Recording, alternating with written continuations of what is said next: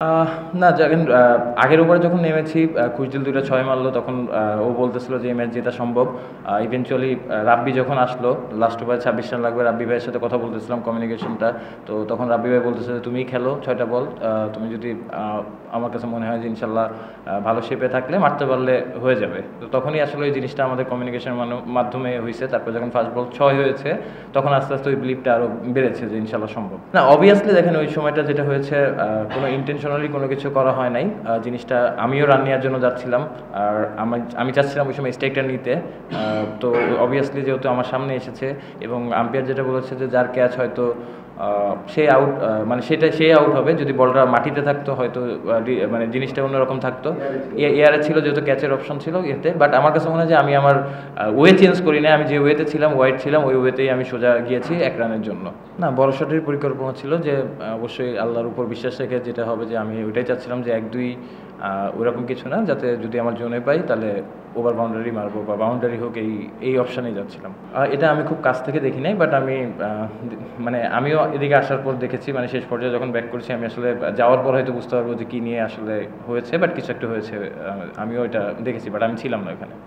না দেখেন বলার যেই থাকুক অবভিয়াসলি তাদের বোলিং এটা খুবই ভালো এবং 26 রান ছিল অনেক রানই। বাট যেটা বললাম যে রাব্বি ভাইয়ের সাথে যখন কমিউনিকেশনটা করতেছিলাম তখনই আসলে এই বিশ্বাসটা হয়েছে এবং অবভিয়াসলি আলহামদুলিল্লাহ থ্যাঙ্কস টু আল্লাহ যে এরকম জিনিস একটা করতে পেরেছি। ইনিংস তো দেখেন আমি যেখানে ব্যাটিং করি ২০-৩০ সবাই ভুলে যায়।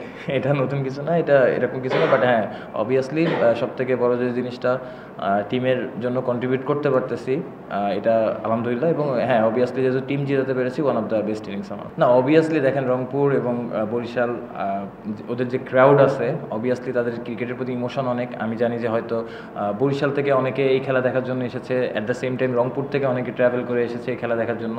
তো অবভিয়াসলি প্লেয়ার হিসেবে আমাদের দায়িত্ব রেসপন্সিবিলিটি মাঠে আমরা কীভাবে তাদের এন্টারটেইন করতে পারতেছি এবং তারা কতটুকু মজা পাচ্ছে। অবভিয়াসলি দেখেন বাংলাদেশের ক্রাউড অনেক বেশি ইমোশনাল ক্রিকেটের উপরে। তো এরকম যত ম্যাচ হবে আমার কাছে মনে হয় যে ক্রাউডটা আরও বেশি এনজয় করবে। আর অবভিয়াসলি ক্রিকেট জাস্ট একটা খেলা, এটার মাধ্যমে অনেকে এন্টারটেইন করে, অনেকের হয়তো লাইফের অনেক প্রবলেম থাকে, এই খেলার মাধ্যমে হয়তো ওই জিনিস ফ্রেশনেসটা আসে। তো আমাদের কাজ হচ্ছে ক্রাউডকে এন্টারটেইন করা এবং যতটুকু ভালো আমরা আসলে অবশ্যই কোনো সময় খারাপ যাবে কোনো সময় ভালো যাবে, বাট প্রসেস থাকে যে কতটুকু ভালো করতে পারি টিমের জন্য, এটা ইম্পর্টেন্ট। আমি তো ভাইয়া বিপিএল এর রংপুর রাইডার্সের ক্যাপ্টেন্সি করতেছি, ফোকাসটা পুরোটাই এখানে। হাফ অফ দ্য টুর্নামেন্ট আছি, long way to go, but obviously সবসময় ক্যাপ্টেন্সিটা এনজয় করি।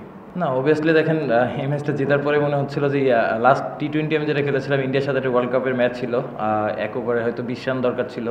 তো আমি মনে হয় ১৫ বা ১৬ নিতে পড়ছিলাম, লাস্ট বলে হয়তো ৬ হলে ম্যাচটা জিততাম। এনিওয়ে ৬ হয় নাই, ৫ রানের পরে হেরেছিলাম।